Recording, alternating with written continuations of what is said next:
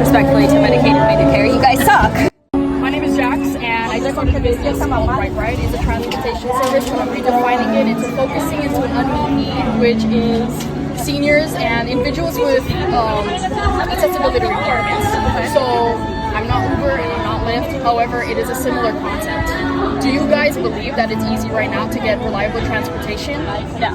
I would just want to be a social worker. I was a case manager for a New York-based company that focused on the geriatric population in New York. The accessibility for the geriatric population is horrible. Yeah. They're respectfully to Medicaid and Medicare. You guys suck. Like, you guys pay all this money and you're not going very far. I primarily worked within the New York area, so getting one person from one borough to another was a pain. I would have to say, in transportation, we had ambulances, we had even the city, even the buses that came from Medicare and Medicaid. Oh, but you're too far. It's 5 miles outside of London. What are you're sorry, strong feelings. No, you're good. No, I agree. And do you think that it's been easy now to, if you had a family member or a loved one, someone you knew, just to transport that person to a doctor's appointment and safely? No, and I'll tell you why. Because when you're calling an Uber or a Lyft, you're just calling literally a driver who will, maybe if you're lucky, will open the door and help them sit or help them get out of the car and walk them up to the front door. That's if you're lucky and if they're nice and kind people.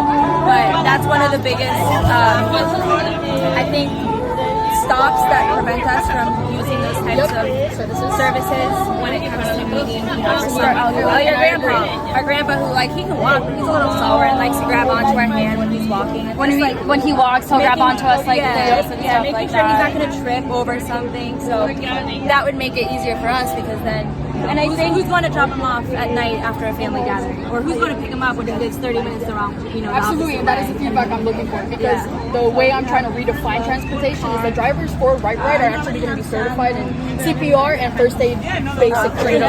So meaning that if you wanted your grandpa to hit a doctor's appointment, you booked the ride and your grandpa would be safe in the vehicle. If any emergency medically happened, they would follow first aid procedures and calling 911 and family members in the emergency contact. Sorry. Cora, you just turned the video. She looks like Sky. Yeah, no, that sounds like really, Yeah, no, it's a fantastic concept. Whenever I see an elderly person outside, I was like, how would I walk to my street? I love my grandpa. Like, the day he goes, lock me somewhere, because I will, no, like, I am so attached to my grandparents that it's like, if I see someone outside, I was like, I would hope that someone treats my grandpa outside the way that I treat him, and then I would treat someone else. I appreciate you guys so much. Thank you. Of course, that's a really We're a big advocate.